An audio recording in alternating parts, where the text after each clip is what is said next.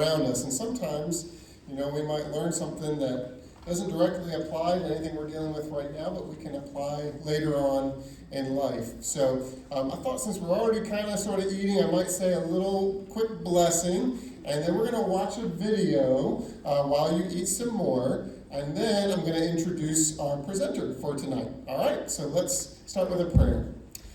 God, we thank you for all of our blessings, and we thank you for the gift of community and a chance to come together and to learn.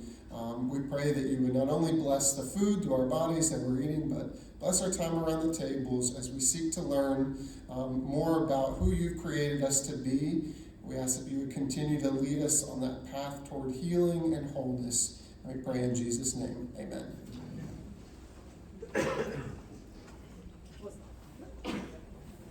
I'm going to cover the three following topics. I'm going to talk about how our brains process pleasure and pain by using the extended metaphor of a balance.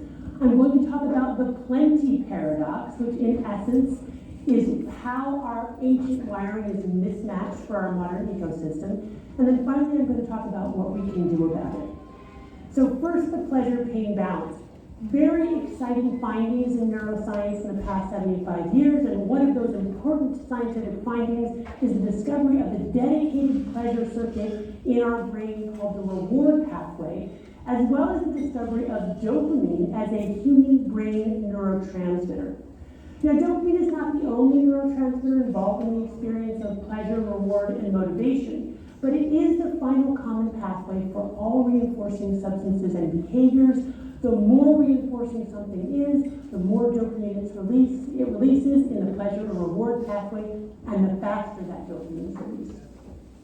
This slide represents a conglomeration of many different studies done over the years, showing how rodents respond to different types of rewards. So we all are releasing dopamine at a tonic baseline level, kind of like the heartbeat of our brain. Now, when a rodent ingests chocolate, that firing increases 55% above baseline, sex 100%, nicotine 150, cocaine 200, and amphetamine 1,000% above baseline. That doesn't necessarily mean that amphetamines are more addictive than chocolate because it depends on the individual. What releases a lot of dopamine in your reward pathway may not release as much in my reward pathway and vice versa. So how do we process pleasure and pain? We reflexively approach pleasure and avoid pain. We don't need to think about it. In fact, we need to think about the opposite. And one of the really exciting findings in neuroscience, to me anyway, is that pleasure and pain are co-located in the brain. So the same parts of the brain that process pleasure also process pain, and they work like opposite sides of a balance.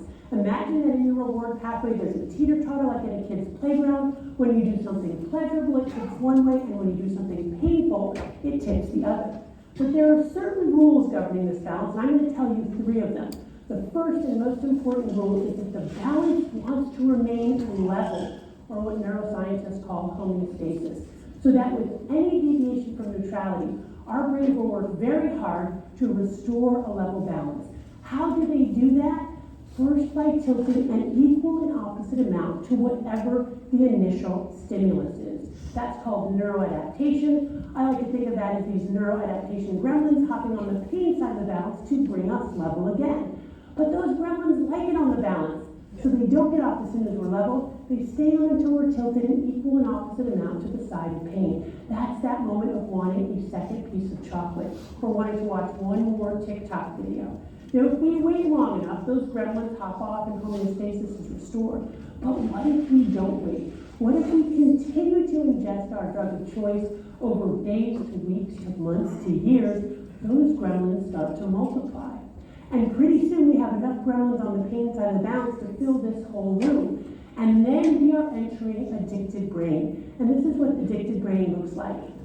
Those gremlins are now camped out on the pain side of our balance, tents and barbecues in tow. Now we need our drug of choice not to feel pleasure, but just to level the balance and stop feeling pain. To illustrate this graphically, what we see is that with the initial exposure to a high dopamine reward, we get a huge increase in dopamine, followed by precipitous fall in dopamine levels, not just to baseline, but actually below baseline to that dopamine deficit state. That's that moment of craving. That can happen even while we're eating the piece of chocolate, right? We're already thinking about the next one. But if we resist, those gremlins hop off and dopamine levels go back up to our baseline level position. But if we continue to ingest, what we find is that with repeated exposure to the same or similar reinforcing stimulus, that initial spike upwards gets shorter and weaker, but that after response gets stronger and longer, and eventually we can end up in a chronic dopamine deficit state. That is addiction. This is an image of a very famous study by neuroscientist Nora Volkoff, who's the head of NIDA, and her colleagues. And what you see here is the brains of healthy controlled subjects on the left-hand side. Red represents dopamine transmission. And you see in the nucleus accumbens or the reward pathway, there's plenty of red there, right? Good, healthy dopamine transmission. Now you have on the right-hand side the brains of individuals who have been using addictive substances for very long periods of time and stopped 2 weeks prior to this image, and you see very little dopamine transmission. They are in a chronic dopamine deficit state, and 2 weeks is importantly not enough to reverse that state. What is long enough? What we find in clinical care is that on average it takes about 4 weeks after we've stopped using our drug of choice, whether it's heroin or meth or TikTok or chocolate or in my case romance novels. Try that with my gateway drug. Anyone else in here? Before we can restore those baseline levels of firing. Okay, so you've got the first 2 rules. The first rule is the opponent process mechanism. The way that we restore the balance is first by tilting an equal and opposite amount to the side of pain. That means for every pleasure we pay a price. The second rule of the balance is that with repeated exposure to the same or similar drug, that initial deviation upward gets weaker and shorter, and that after response to the dopamine deficit state gets stronger and longer. The third rule of the balance: our brains remember. They remember forever, which means even those gremlins, once they've hopped out, they're lurking in the wings, eager to hop on again, which is why people with severe addictions can relapse with a single exposure to their drug of choice, even if they have abstained for years and years. It also means that we can be triggered not just by the drug, but by reminders of the drug. So what you see here is a rat that's been trained to know that if it sees a light, you can go to a lever, press it, and get intravenous cocaine, and you can see dopamine levels through that process.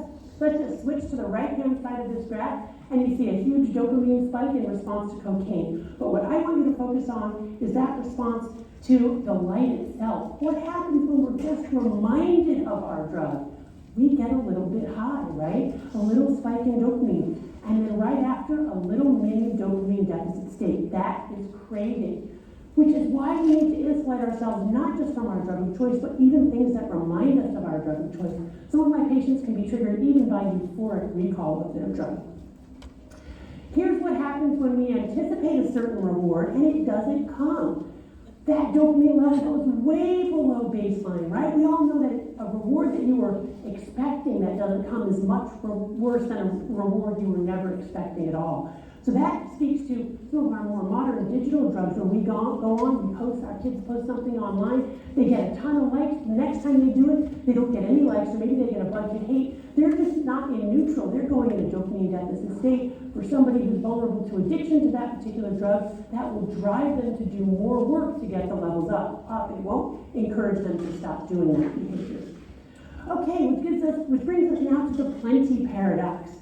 What I want to argue is that the reason that we're all so miserable is because we're working so hard to avoid being miserable. And in fact, overabundance itself is one of the most important modern day stressors. We were not physiologically wired for this world of overwhelming overabundance which we have created. I have seen in the past 25 years of being in psychiatric practice more and more people coming with severe anxiety, depression, chronic pain, in some cases suicidality, who have very wonderful lives. Everything you would associate with what we think of as the good life. Loving parents, a robust social network, access to elite education, otherwise good physical health, and yet they can barely get out of bed in the morning. What is going on here?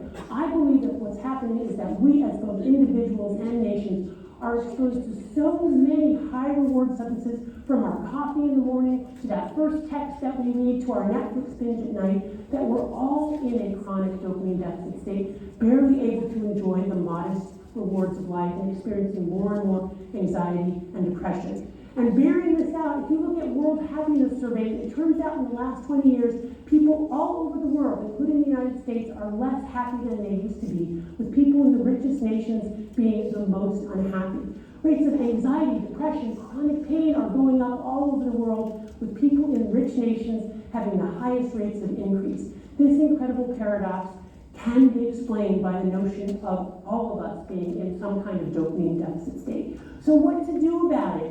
Easy to remember because it rhymes: abstain, maintain, and seek out pain. I'm glad you guys are a humorous group. That's great.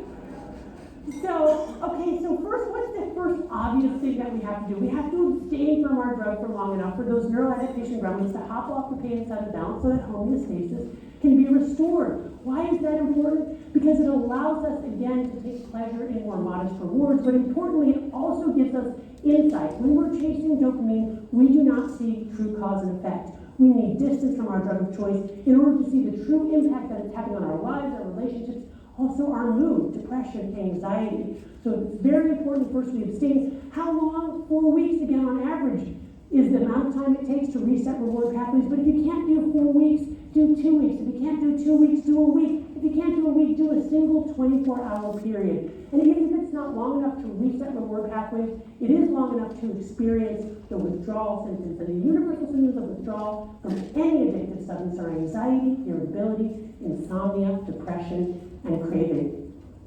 The next thing we need to do is, after our dopamine fast, we need to figure out how to maintain those gains and re-enter into a healthy relationship with our drug of choice, or we need to figure out how to continue abstinence, depending upon what we decide. And a way to do that, importantly, is to create both literal and metacognitive barriers between ourselves and our drug of choice so that we can press the pause button between desire and consumption and aren't relying entirely on willpower. And that comes in geographical forms: get the potato chips out of the house, turn off your phone. Chronological, this is something like intermittent fasting. I'm only going to be on my device between 9 a.m. and 5 p.m., and otherwise I'm going to give my brain a break. Categorical, that's where my patients who are addicted to video games say, okay, I can't play League of Legends, but it's okay if I play this other video game with my friends. And then finally, we have chemical. There are a lot of exciting medications that are coming out that can now help with this appetite control. Many of you may have heard of Ozempic, which is now being used for people to lose weight, but interestingly, there are some preliminary studies suggesting it might also help people abstain from alcohol. And then finally, we can seek out pain, because those gremlins are agnostic to whatever the initial stimulus was. So if we intentionally press on the pain side of the balance, they will hop on the pleasure side of the balance, and they won't get off the level position. They'll stay on until we're tilted and equal and opposite amount to the side of pain. That's the science of hormesis. Hormesis is Greek for to set in motion. What are we setting in motion? Our body's own upregulating mechanisms to increase our feel-good neurotransmitters like dopamine, serotonin, norepinephrine. Yay! Things like exercise, ice cold water baths, fasting, prayer, meditation. This is a healthy way to get our dopamine indirectly by paying for it up front. You can see here graphically what happens when we initiate the painful activity, let's say exercise. We slowly increase dopamine over the latter half, and then once we stop exercising, dopamine levels actually remain elevated for hours afterwards before going back down to the level position, so we never have to go into that dopamine deficit state. Thank you for listening. And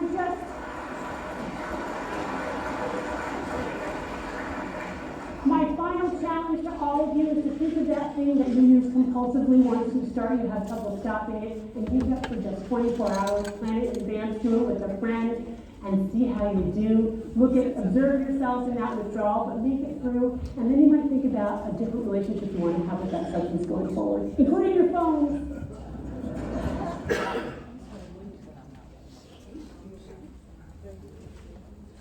All right, so as you can see, we're learning about addiction tonight. Last month we learned about an adult that can't stop watching the P we learned about anxiety, and then we're going to continue this series each month through May. So next month On March the 23rd, we're going to be studying and learning together about trauma. And so now I'm going to invite one of our own mental health professionals here at Louisville United Methodist, Amy Foster. She's a master's level clinical psychologist. And so she's going to come and share with us a little bit more. Let's welcome Amy tonight.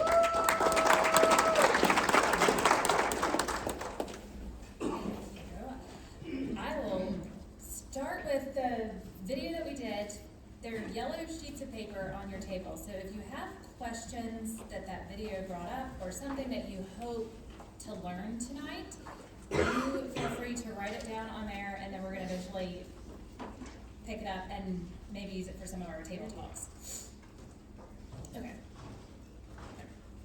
Oh, disclosures are the same.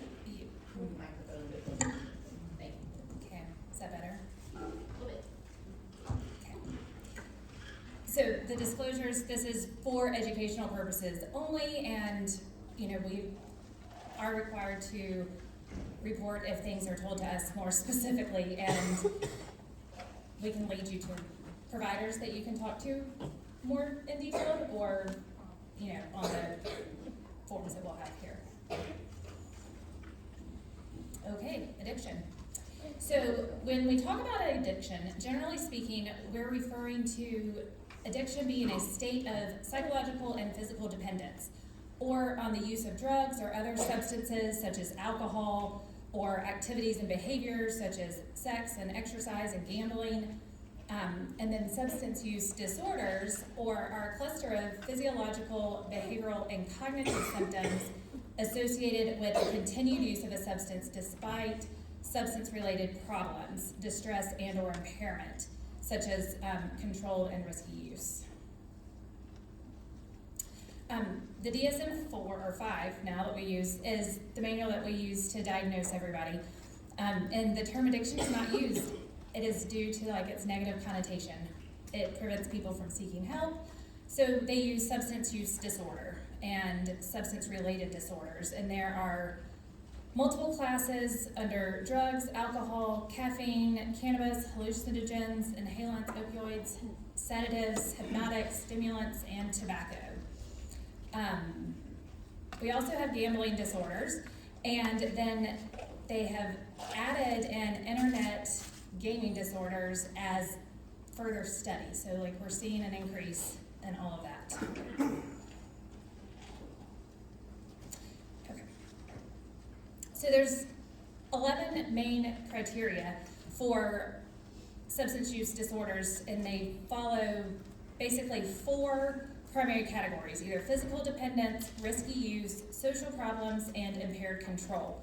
You can see it go around the circle. We have taking the substance in larger amounts for longer periods than meant to, continuing the use even when you know that you have a physical or psychological problem that could cause more trouble, recklessness of using it over and over again, impairment, not managing to do what you should with work or home or school because of the substance use, continue using even when it causes difficulties with your relationships, isolating yourself and giving up on important things in order to find it or use it, repeated attempts to quit, withdrawal symptoms, preoccupation, just spending a lot of time either getting, using, or recovering from the substance, cravings, and an increased tolerance.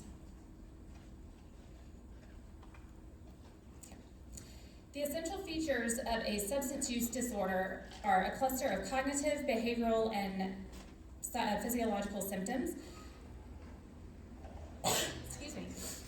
indicating that the person continues to use even though they have significant problems with it. There is an underlying change in the brain circuits that may persist past the detox period, and then they benefit that they may it may benefit from long-term treatment approaches. Internet gaming disorder is characterized by a significant impairment or distress and 5 or more of the following symptoms within a 12-month period.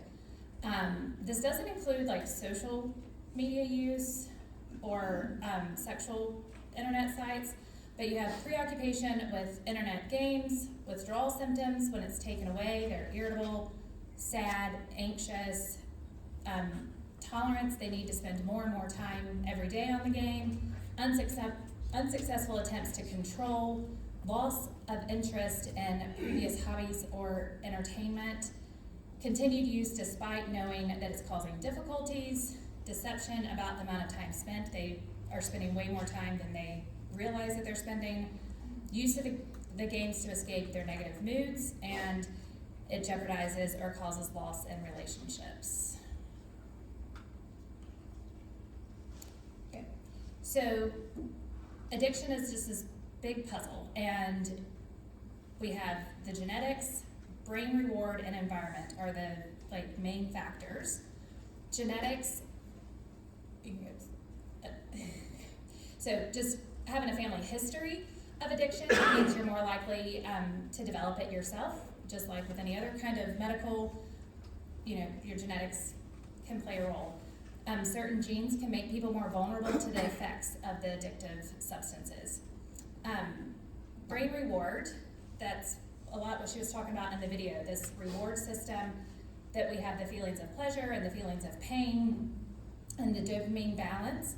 And over time, again, the brain adapts to these increased levels of dopamine, and people need to use more and more of the drug or more frequently to get the same feeling of pleasure.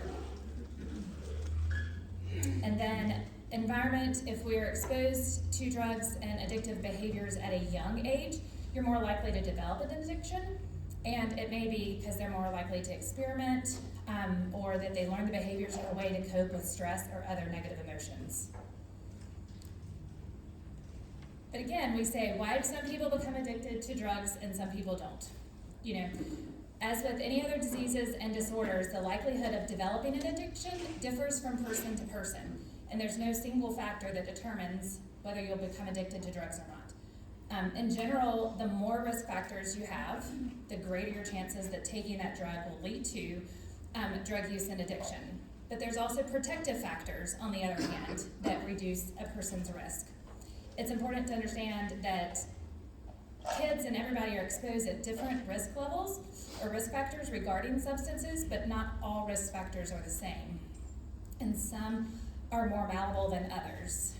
But you can also prevent and protect by mitigating their risk with an exposure, and can counterbalance with protective factors.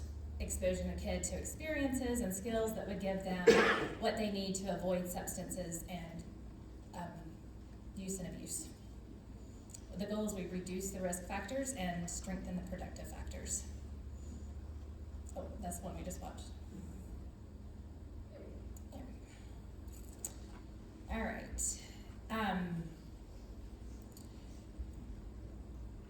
So substance use disorders in general have not really seen any significant differences or changes since 2021. There are lots, wait a minute, he's holding fairly steady, but the next one is, let's go to the next one. There. And we're still at some pre-pandemic levels were higher than they are now, so we're still staying. However, overdose rates are much higher, and we're having the lacing of fentanyl and other extremely scary substances that are in, and so the rise of overdose deaths has actually increased while the level of use is decreasing.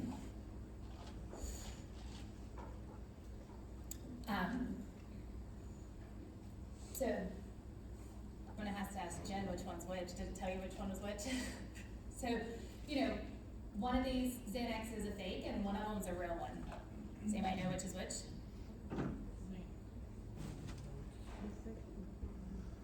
The one on the left is actually a counterfeit drug, and the one on the right is Pfizer. Okay. So the one on the left is actually counterfeit, and the one on the right is manufactured by the drug company.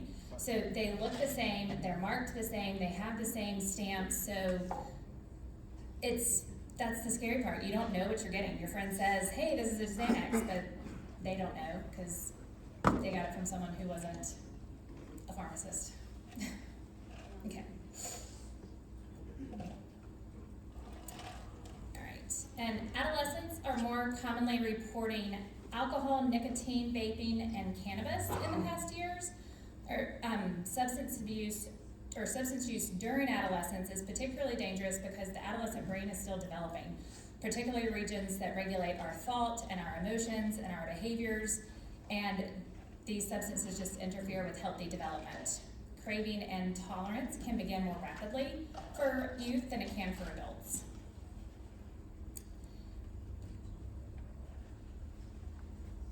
So imagine you're struggling with a tough issue. You're already feeling down about yourself, and then people start judging you, making assumptions, and treating you differently. That's stigma. The consequences of stigma make it harder for people who have, with not just substance abuse, but any mental health or other things, because it prevents people from getting help, and it makes it harder for them to stay in treatment, and it makes them feel alone, and makes them feel ashamed. Okay. Can I be addicted to my phone? How many people think they might be addicted to their phone? Just Emily, okay.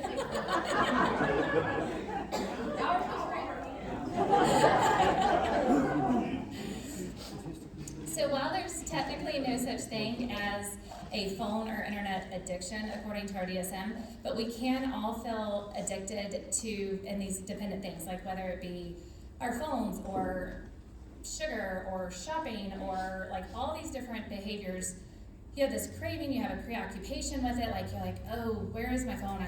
Do I have my messages? What am I missing? What's happening without me looking at my phone? Then, you might see this more with kids. Sometimes we see it with adults, but like when you take it away and you're like, not today, and they get like really angry and they're like, I want it back, and frustrated, and then causing conflict with parents. But it still doesn't constitute technically an addiction, but, and we should be careful to not use the term addiction because it pathologizes what might just be normal adolescent behavior. Some things, or many of the things that kids are using their phones for and technology are age appropriate. It's not what y'all did, it's not what I did, it's not what each generation before us did, but that doesn't mean that it's wrong and not what this generation is doing. Socializing and feeling valid in their community, that's way more important to youth than it was to generations before. And what just looks like overuse might be new ways of maintaining relationships and pursuing interests. Okay. So, but there are still valid concerns about overuse of technology. Their apps and games are used to keep users interested, and kids may find it hard to control the impulse. I know that my son, every time an ad comes up, he's like, can I have this game too? Can I have this game too? And I'm like, no, not today. Like, he just, every time, but the ads are enticing, and everything about it just creates this desire to have more. And again, children's brains are still developing, and particularly that frontal lobe where we're responsible for self-control, and you're more likely to just stay on your phone and devices much longer. Intense social media use increases anxiety and depression, especially in girls. But it's not just girls. I mean, we see it with adults too, in that fear of missing out, or you weren't invited, or why wasn't this person talking to me this week? Then we have excessive gaming is using 2/3 or more of your free time. And that can increase anxiety and substance abuse, or substance use and depression. And then multitasking while doing homework undermines your learning. And is it possible for you to, do you use your phones to do your homework and not check your social media apps at the same time? Or anybody? It's hard, like you get a notification and you want to see what it says. It's hard to just stay focused on one app. Use of technology in general takes away time and activities that could be more valuable. Playing cards, or playing games with your family, or coming to events at church, or events in the community, or hanging out in person with your friends. Okay. So we might wish for a simple solution, like it used to be 2 hours of screen time or less was our go-to from the American Academy of Pediatrics. But these did not address all the things that children and teens need to have healthy relationships. So they have now done the 5 C's. So child, because all children are different, they don't each have the same risks or benefits from media. And so parents are encouraged to think about who is your child, what is their personality like, do they seek out wild content on video platforms, does social media help support, or does social or internet use support a special artistic or musical talent? Is social media feeding their social anxiety, or do they have a supportive friend group? Then you check your content, and researchers show that content quality shapes whether or not kids have a positive or negative experience in relationship with media. Learning what your kids are playing or watching and help them think about the videos and games that are impacting how they think about the world and their lives. We also have those unrealistic beauty standards and commercialism that everybody's exposed to. Calm is that all children need to learn strategies for how to maintain strong emotions or to fall asleep at night, and sometimes media becomes the main go-to strategy. And if this is the case, we really need to help them find other ways to calm their bodies and brains down. Crowding out, depending on how much media your family's using and what time of day. It might be crowding out other things that your family cares about. Rather than just focusing on reducing screen time, you can help your family think about what they would rather get back, such as quality time or more sleep or doing things with each other in person. And then communication, talk about media early and often. The one way kids build digital literacy and help identify when a teen is struggling is to have the conversations. Multiple small conversations go a lot further than one big conversation. So talk to them often in short amounts of time, or they just tune you out. So, they broke it down into 5 different groups, and I have them all up here on the front, the ones with the blue tab at the top. So they have the different guidelines for infancy, toddler and preschool, school-age children, young teens, and older teens. A lot of these handouts are up here that you can look at. They're also on the document on the website, so you can click them and download them yourself if you want to have a copy of them. Okay. So when to seek help. Functional impact. If the use of technology is just causing a point of social isolation or withdrawal from other activities, your friends, your sports, your schoolwork, it may be masking an underlying mental health condition. Are you using it to avoid something? Are you using it to feel better about something? If overuse and difficulty limiting use are causing friction in your family, it's probably time to go talk to somebody. I work primarily with children, so a lot of times parents will say to me, like, they listen to you, but they don't listen to me. And I'm like, well, because I'm not mom. And my kid listens better to other people than she does me also. So, like, it's not a big deal to have to, like, go take your kid to talk to someone else, because sometimes just having that third party kind of helps facilitate the conversations. All right, I think we have evidence-based treatments for substance use and digital addictions. This is your area of specialty. I could read this slide, or you might can like give us a better overview. But there's, we have inpatient, we have outpatient, we have cognitive behavior therapy, we have family therapy to do the dynamics. You have relapse prevention, and these are all like different levels of addictions and problems, whether it's just an overuse and family values conversation is going to be handled differently than someone who needs, pharmaceuticals to help. Okay. All right. Yeah. Hi guys, my name is Ben. I am the clinical director at Louisville Family Counseling, but I am also licensed clinical addiction specialist. I've been working with substance use for 30-some years. So, can you guys hear me okay? Yeah. Okay. No. Okay. I can yell louder. Okay. The problem is I don't stand still. So, when we're looking at treatment options, if you're looking at someone who has a substance, or if you think someone has a substance use disorder, if you're a parent of a teenager, there's something going on. You don't know what it is. There's something going on. There's been changes in behavior over time. You start to see things. You wonder what's going on. Whether it's a media issue, whether it's overuse of social media, overuse of gaming, or it's substances. They need what was called an assessment. So for assessment for substance use, we follow something called the ASAM criteria. It's the Association of Addiction, losing words here. The Addiction Society of America, Medical Society there is the ASAM criteria. We look at the level of use. We do typically what's known as a biopsychosocial assessment. We go through a clinical questionnaire. We spend a lot of time in that. We may do urine drug screens, any number of things we may do to do an assessment. And then you base the level of treatment, if any is needed, based on the outcome of that assessment. So it's not a one and done typical thing. It's where you really, because if I'm asking someone about their use of substances, the interesting thing is they don't enter my office by accident. If they're there, the thing I've learned, if you ask them questions, you get amazing answers.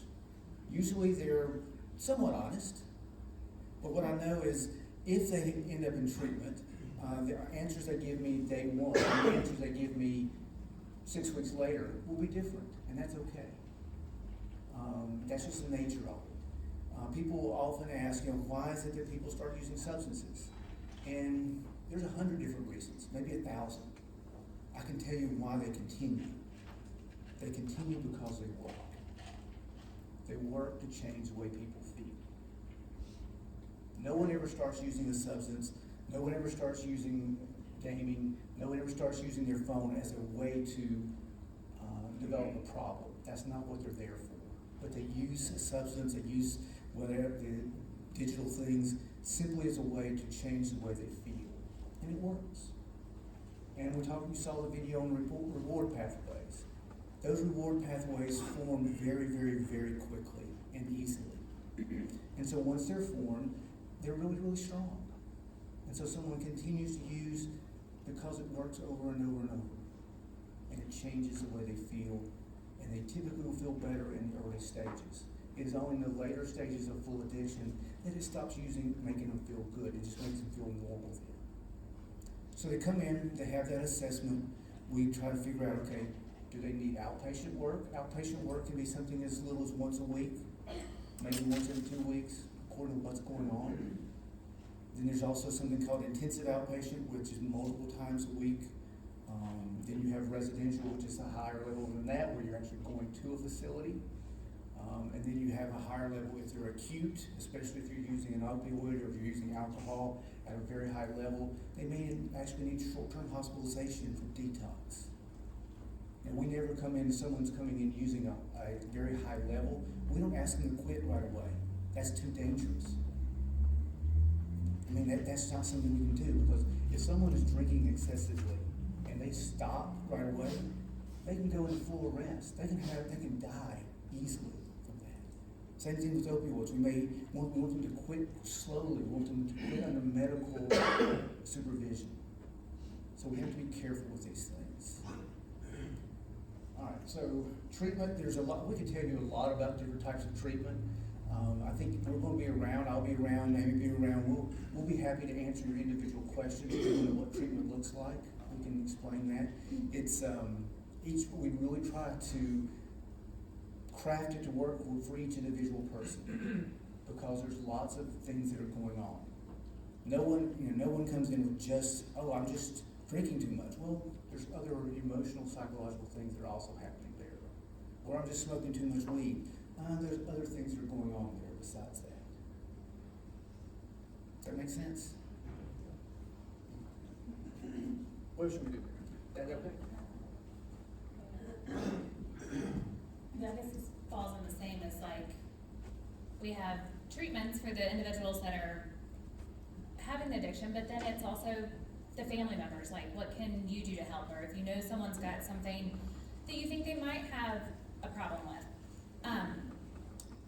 we can just model, for social media with our children or even our spouses or whomever, we can just model healthy social media use. We can use the parental controls to control what they're seeing, talk to their kids about what is real, and what's meaningful. AI is making it a lot harder for things to be figured out.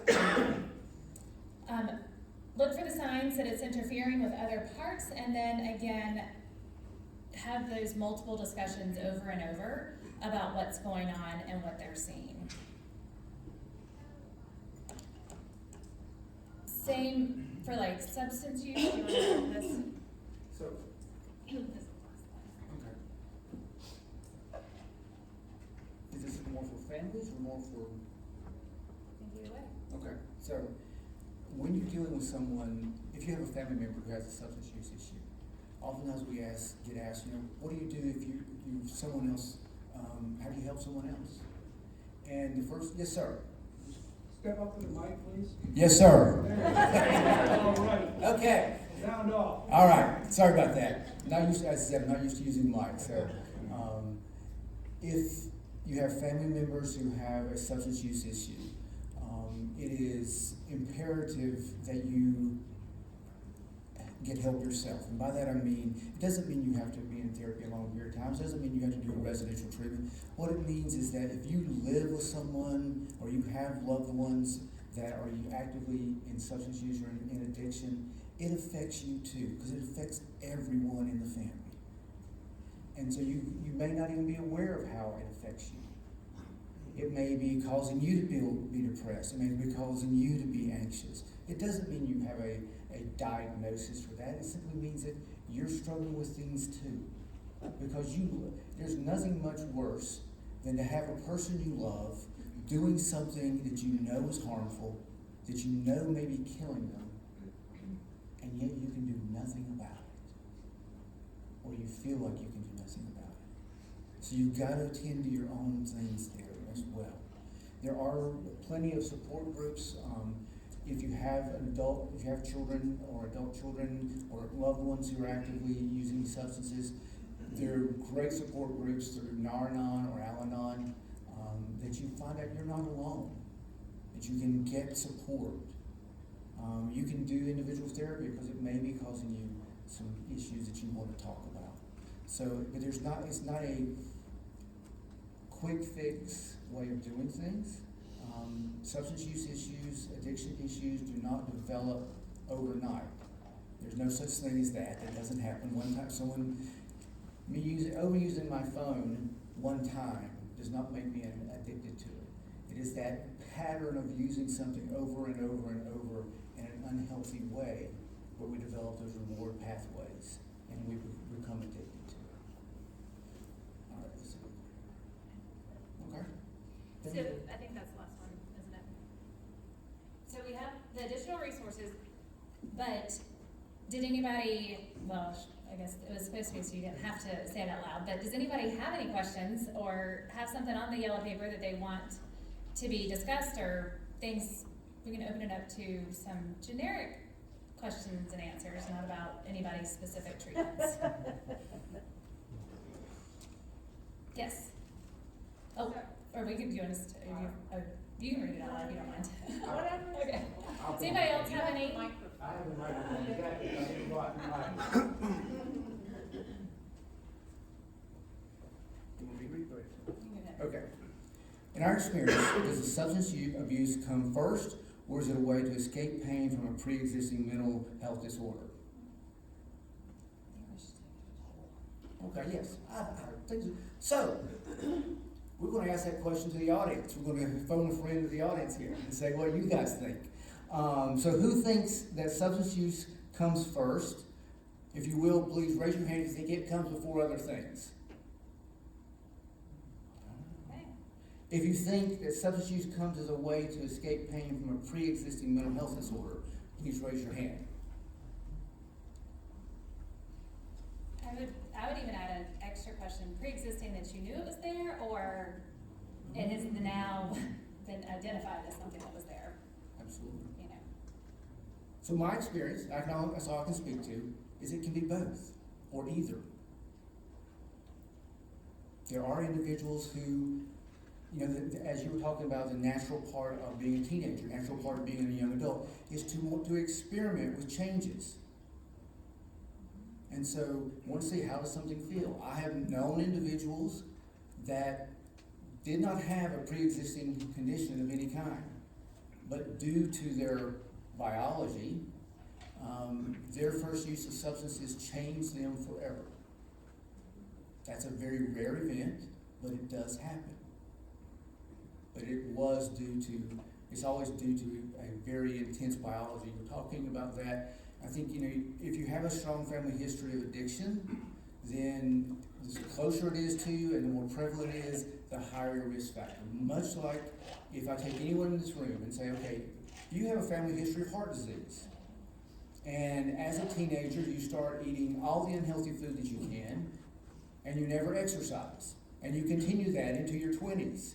By the time you're 30 to 35, you will have high blood pressure, high cholesterol, and high risk for heart disease. That's simple biology. We can't escape our biology. We all try, but we can't.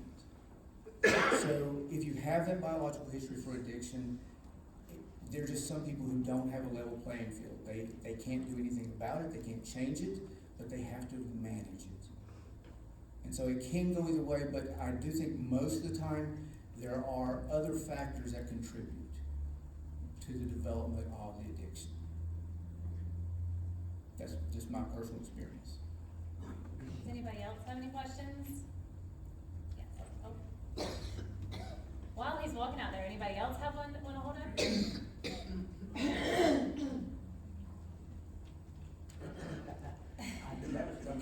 I didn't. Okay, so I didn't do the slide, so I can't answer. Oh. I didn't do the slide either, so I left you to do it. Jen, do you remember what the acronym CRAFT is for? It is, I believe FT is family therapy and CR has to do with, the concerns and the concern of the other person in the family. And that approach just works with the concerned significant other that is close to the person who's suffering, and who is having a hard time getting into treatment themselves. Thank you, because I wasn't sure what that acronym. No, I don't have the letters all right there, but which slide is it? It's the treatment options. CRAFT, well, okay.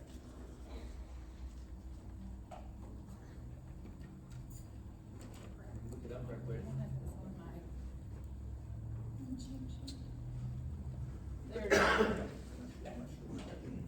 I mean, is it successful? Does it prove to be helpful or successful? I believe it is. Community reinforcement approach to family therapy, something along those lines, but yeah, so those are some of the most evidence-based treatments, that you might encounter if you receive those. It says community reinforcement and family training. You're pretty close. Thank you. So basically reinforcement, the idea of reinforcement therapy was really developed out of using a model to work with methamphetamine users, crystal meth users. And it's the idea that the idea of vouchers is there as well, where individuals, you're trying to get a change in the reward system, so that you're rewarding them for positive behavior, rewarding them for doing the right things and making wise decisions, for connecting with other social supports.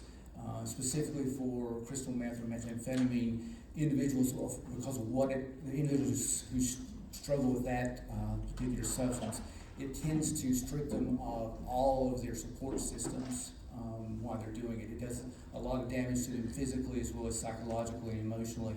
And so their social networks tend to really shrink as well. So it's really support them to make positive changes through the vouchers or through other ways. So that's where that came from.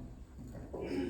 That kind of goes to my question. So, I mean, I see people with substance abuse in the hospital all the time, but the ones that, how do I help patients who have zero support groups, their parents use, they live in if I lived in their life, there's no way I would not be using, or most likely. How do I help those people?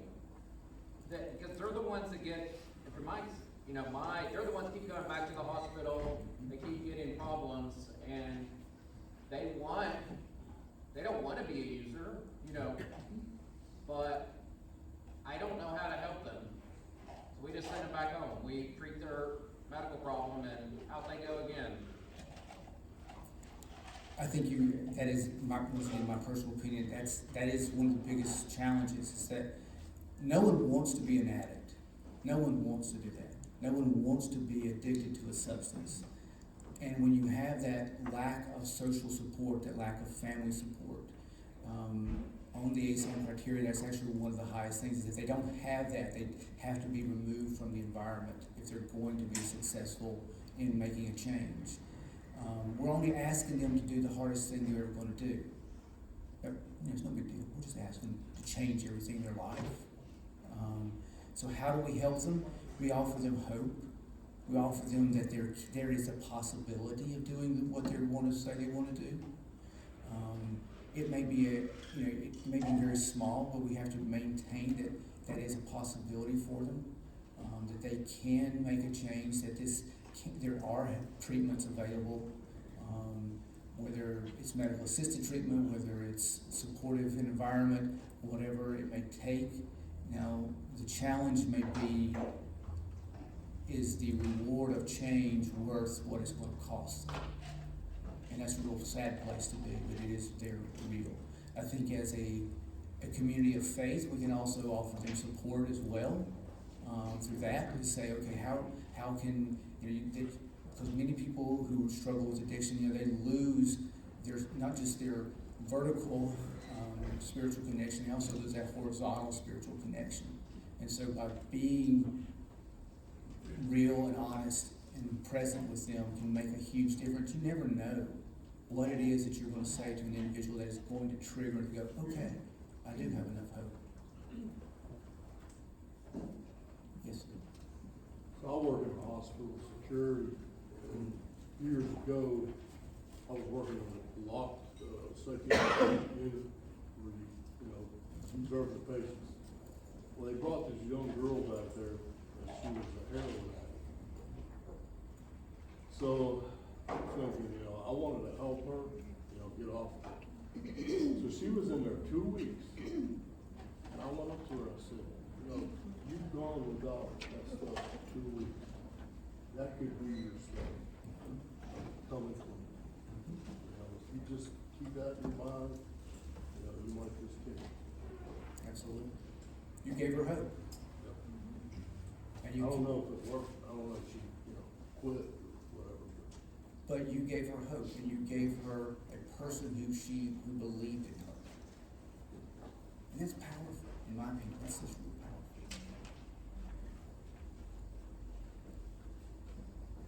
Anybody else? Oh yeah, I didn't mention that. You can. I mean, well, okay, so I guess we can tag team this one. He was talking about, he said, do you want to talk about Narcan? Which, is one of the reasons that we're able to help people when they have the fentanyl exposures and other things. And it goes back to having those conversations with your kids and having the open communication with your kids. After I talked with Ben Friday, he was like, everyone who has teenagers in their homes should probably have Narcan available or know how to get it. Because good kids make poor choices sometimes, or they do things with good intentions and someone gave them something that wasn't what they thought it was. So on Friday, I told Eva, I said, my 14-year-old, I said, get in the car, we're going on a field trip. She was like, where are we going? Can we go to Starbucks? And I'm like, on the way, yes. And so we did, and I drove her down to the Forsyth County Detention Center, which is the jail downtown, and she was like, well, why are we here? I was like, well, and then we walk in, and inside the lobby of the jail is a Narcan vending machine, and it is free, and you're only supposed to get what you need or can use, but it really opens up conversations. I mean, most people are like, oh, you took your kid to go get Narcan, don't you worry that that's going to make her want to do something because she now has it? And I tend to have very direct conversations with my kids. I don't sugarcoat anything. So we definitely had a conversation about that doesn't give you excuse or reason to try something, but just to have that protection available, but that's one thing that's really lowered some You issues. can get it in any pharmacy too, without a prescription. Do you just add, you just go to the pharmacy, You have to pay for it. or even at the counter? Uh-huh. Are everyone familiar with Narcan, what that is? Okay, I'm not sure what. Probably have, it's a pharmacy, they do have it, and it's amazing, it saves lives every day. Easy to use.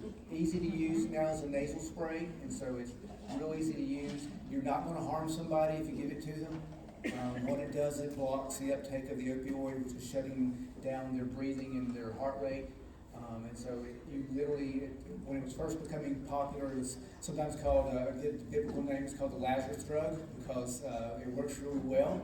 Actually, there was, in 2 counties over from us, in Wilkes County, there was the Lazarus Project was to get Narcan into people's homes, and because there were so many people dying from overdoses, accidental overdoses of fentanyl. And so it's a great way of doing so, and it saves lives every day. It's not going to harm them, but it will keep them alive if they've overdosed on fentanyl or other opioid. Okay, so on the tables, the handouts that has the colorful sheet on it, those are definitely geared more towards families with younger children and teenagers. But there's a family values page, and it's got some options on how to fill out. And it's one that, when we talk about like what's natural or what's, a pathological problem or something that's just natural curiosity, it's important for your kids to know and to have the conversation about what your family values are and what's important to them and what's important to you, and see where you guys can blend the lines and go from there. And then there's also some sample social media contracts and smartphone contracts, and I think it was internet gaming or just video gaming, I can't remember exactly which one, contracts. Those are just some examples of the way to have conversations with your kids or your grandkids or your students or whomever you are with to kind of, become aware of what's happening. Again, you're welcome to look through any of the stuff up here.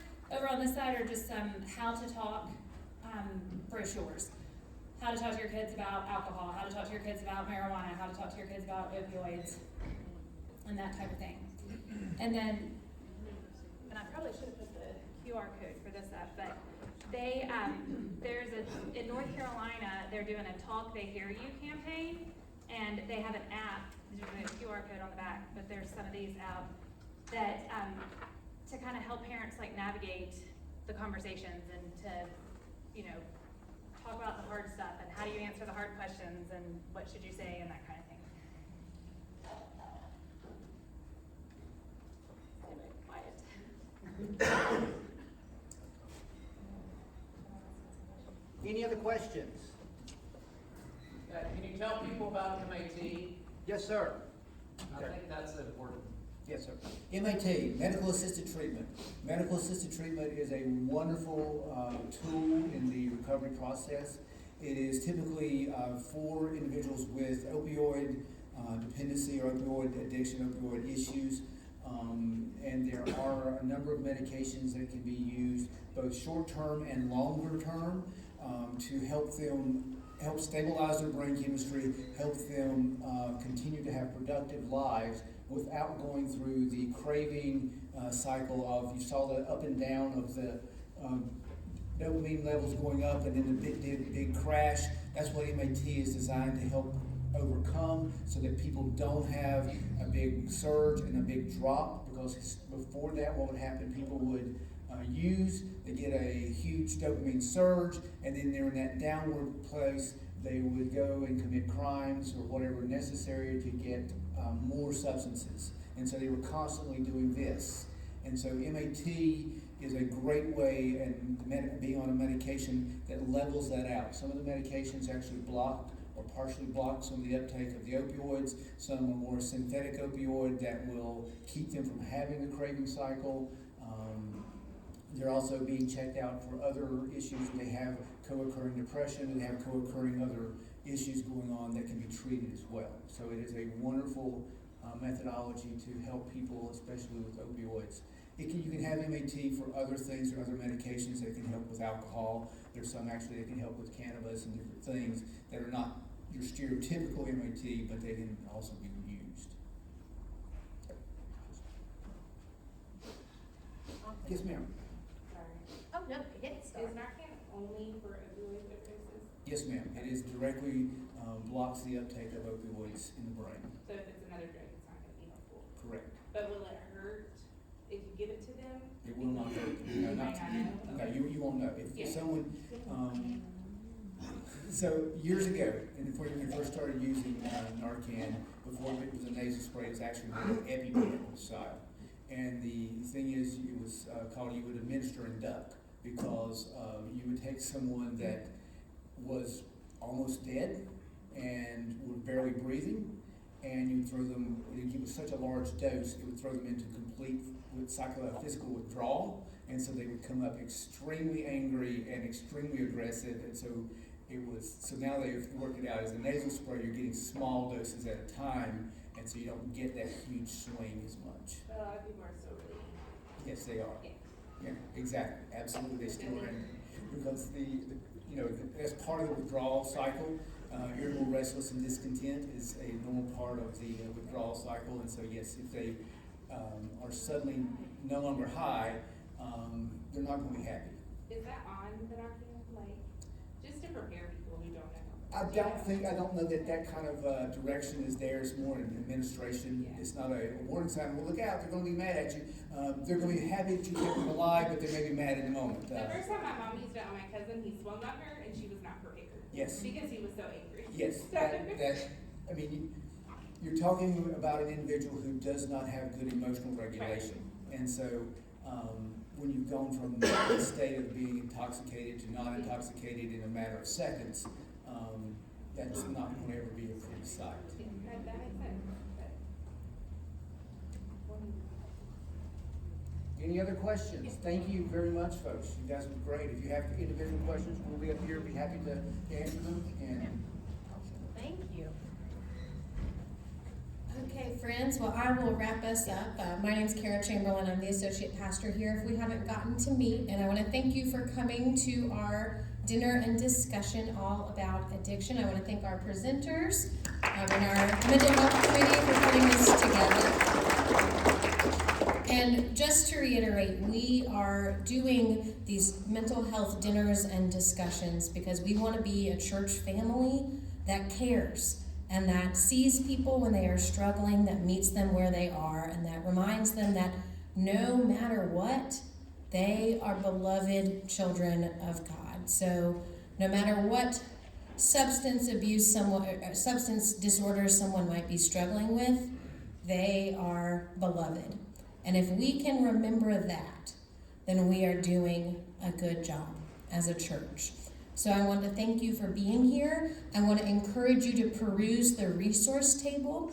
And I also want to let you know that we are putting all of our resources on our church website. Our hope is that by embracing this call to learn more about different mental health matters, that we can not only be a positive force for the people that come into our walls, but also for our community. So there is a dedicated page on our website, www.louisvilleumc.org, and then /mental health. You can see all of our resources. There are hyperlinks to everything that has been shared. There will also be I've been recording, so there will be a video of tonight's presentation. And I want you to take a look at that and feel free to share it. We want to be able to help as many people as possible and to share the love that we have for all people in all the places that we can. So I thought I'd end us with a prayer, and then we will go on our way. Gracious and loving God, we thank you for time together to learn and to grow. Help us to have open hearts, to love those in our midst who are struggling with any sort of addiction. God, help us, if we are caretakers for people who are struggling, to have strength and hope and peace. God, open our eyes to the ways that we can love our neighbors more and be more like your son, Jesus, every day. Keep us safe and healthy as we make it through this week. We thank you for all of your many blessings. And all God's people said, amen. If you won't mind to throw away your trash on the way out, and there's a bucket for liquids, and we'll see you soon.